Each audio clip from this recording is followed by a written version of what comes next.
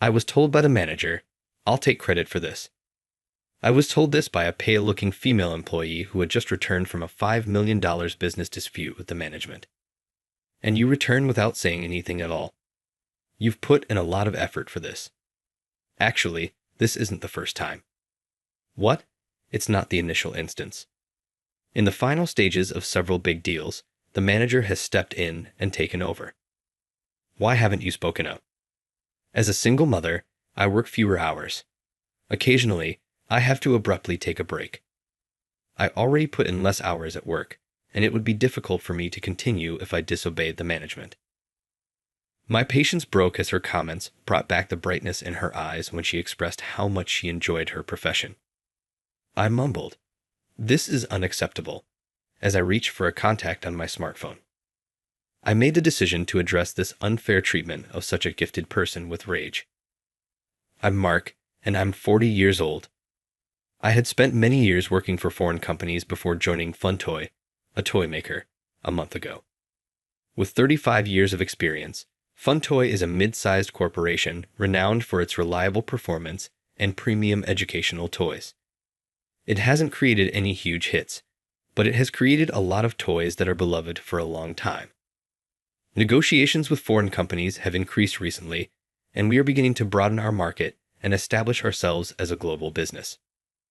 Well, here is the situation. Is there a problem? While I was having trouble with the document I was turning in, Barbara, who was seated behind me, politely interrupted. Barbara has been with the company for 3 years and is very helpful. She constantly responds to my inquiries without even the slightest sign of irritation, even offering advice, whether they are about customer information or the specifics of expenditure reports. She's a single mother with fewer hours worked, therefore she's gotten good at handling things. About this document. Barbara took the document and carefully went over how to fill it out with me. So, you check this box here and fill in this section. I see. I understand. Mark, you're a quick study. Please ask at any moment. Thank you. Barbara smiled kindly and warmly back at me when I thanked her for her explanation. Naturally, I smiled back at her, but the serene calm was abruptly disrupted by a loud cry. What the hell are you planning to do with this kind of content? Chris, the sales manager, was speaking. Chris has worked in sales his entire career, and although he holds a managerial position, he is a vibrant individual who actively makes sales calls. He consistently achieves the highest sales results, and maybe as a result, he is quite demanding at work. I think every person in our sales department is incredibly talented and of the highest caliber. Working with them has never been an unpleasant experience for me, and I've never heard any complaints from clients. I guess because he is so passionate about his work, he is strict even about the smallest mistakes, which is why I frequently wonder why he needs to get so upset. The manager is being tough today too. Yes, he is. Barbara gave a nod, looked away, and got back to work. The manager's irate voice rang out once more the following day as I was making my way back to my desk. Seriously, why didn't you double-check this? Barbara was standing in front of the manager's desk when I turned to look over there. I'm sorry. What is this negotiation, in your opinion? We don't give someone who isn't really committed this kind of deal. I automatically scowled at Chris's domineering tone. Based on my observations over the previous month, Barbara is a highly skilled professional who never takes shortcuts.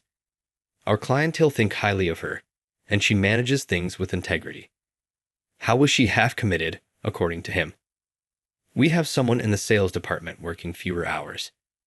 Do you not believe you should be a little more devoted to us? I'm truly sorry. For heaven's sake. Whenever an issue arises, it's usually related to your child getting sick or something else. More awareness of how much you're interfering with work is necessary. We are not a charity that houses the worthless. Gather yourself. Chris spit out his last remarks and walked out after berating Barbara. Barbara went back to her workstation and gently replaced the documents in the file, bowing her head. She seemed abnormally dejected, but I was too busy with an upcoming meeting to check on her. I went back to my desk after completing my morning work and called out to Barbara, who was opening her lunchbox next to me. She still had an angry expression on her face after the manager's rant. Barbara spotted me and immediately tried to hide her expression. Earlier, Chris really got on your nerves. Are you all right? You saw that.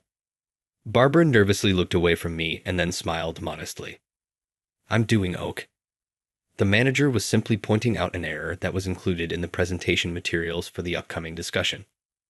Wait, he yelled at you like that over a typo. I was surprised, but not surprised at how insignificant the cause was. It was astonishing to me that he had to yell at me for a single error in a paper that wasn't even urgent. Since it's an important presentation for a big negotiation, I think the manager just got a bit strict. You don't have to take everything the manager says to heart, I informed her. It's not that they're continuing to employ you in spite of your less hours. It's because they genuinely want you to work here, even in a part-time capacity. What, Mark? Barbara, from what I've observed, you're remarkable. I believe that because they are willing to work with your fewer hours in the sales department, they value you. Thus, you ought to take pride in your efforts. I appreciate your support. Now that I'm feeling a little better, Barbara turned to smile at me. Actually, it looks like we might secure a contract with Avena in the next negotiation. Wow, that is incredible. Avena is a global toy retailer with a significant global presence. If we win this contract, the upscale toy store, which is favored by celebrities all around the world, could bring in over $5 million in sales annually. I've been working on this project for a very long time. It's finally coming together, and I'm really delighted. It's amazing that you were able to close with them, Barbara. You really are exceptional. Oh, that's not how it works. It was quite difficult to go this far. Still, you're almost done sealing the deal. You ought to feel pleased with yourself. Thank you, Barbara said with a beaming, happy smile. But isn't it tough managing reduced hours while taking care of your child? I have to give my child my everything. In addition, I adore my work, Barbara remarked, her eyes glistening. I find it really enjoyable to consider how parents will feel when choosing products for their children or how kids will respond when they pick them up, and to figure out how to make that experience the best it can be. Thus, it isn't a hardship. However, I saw a brief shadow move across her face. If anything comes up, I'm here to talk, though I'm still learning from you most of the time. With her characteristically soft grin, Barbara remarked, No, I'm glad I can rely on you, Mark, with all your international experience. The day of Barbara's contract signing with Avena eventually arrived, 1 week later. So, today's the big day, right? Yes, Barbara happily grinned back at me. Hey, Barbara. I was going to wish her well when I heard Chris's voice. Yes, manager. Today is the day of the Avena contract, right? Yes, it's a major deal with a big company. I don't feel comfortable leaving it entirely to you, so I'm coming along. But. What? Do you have an issue with that? The supervisor scowled at Barbara, perhaps daring her to object. What happens if you receive a call to pick up your child in the middle of the negotiation? You'll leave a void if you're by alone, don't you? Will you squander a $5 million transaction?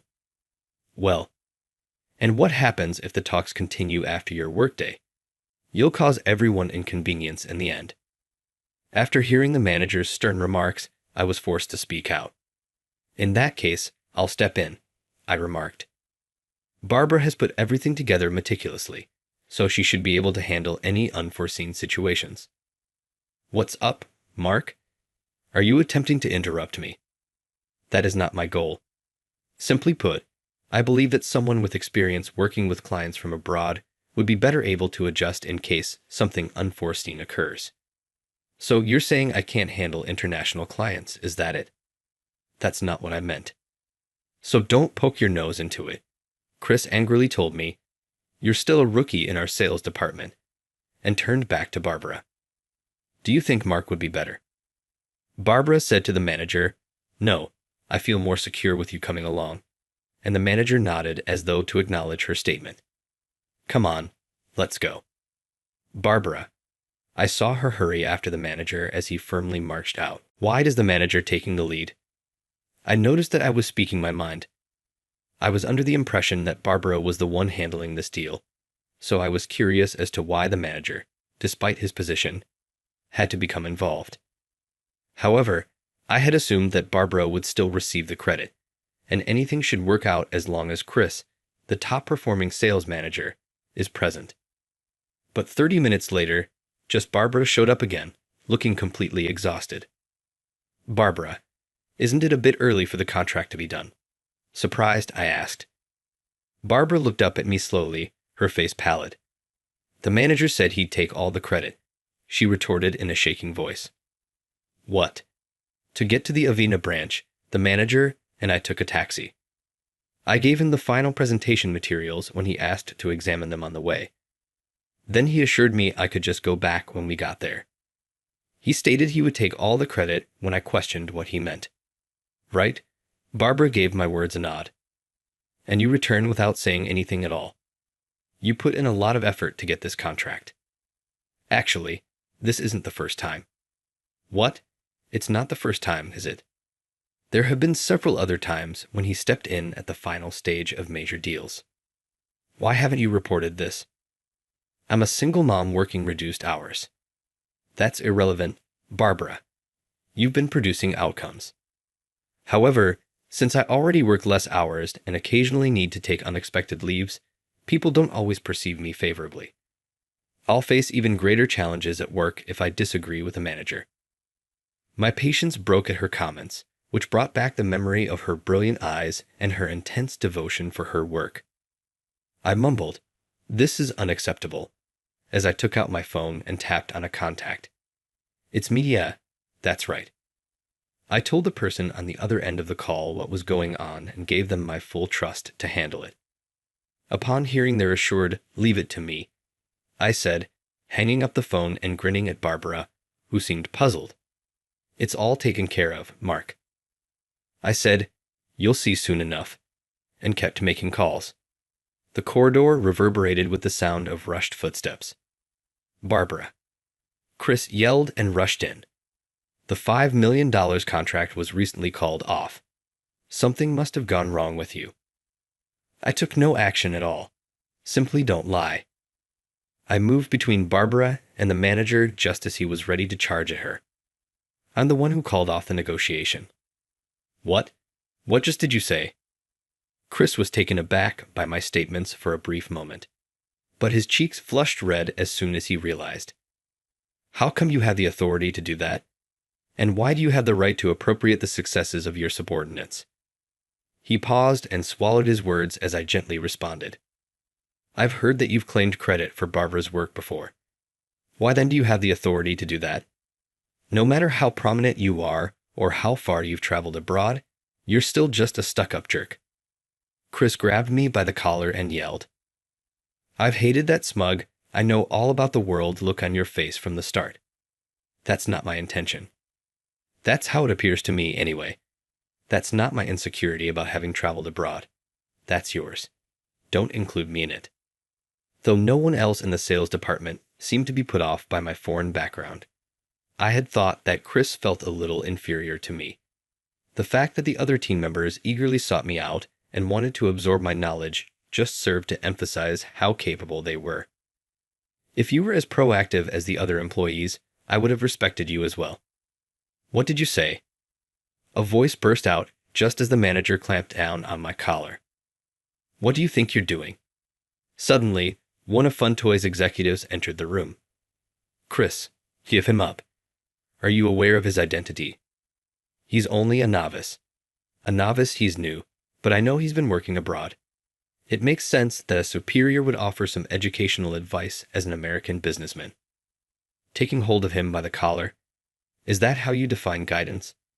He is also the incoming CEO and the son of the president, just so you know. What? I seized the chance to shake off the manager's hand and adjust my collar as his grasp relaxed. The son of the president? My mother's maiden name was Mark. Mark Miller is my true name.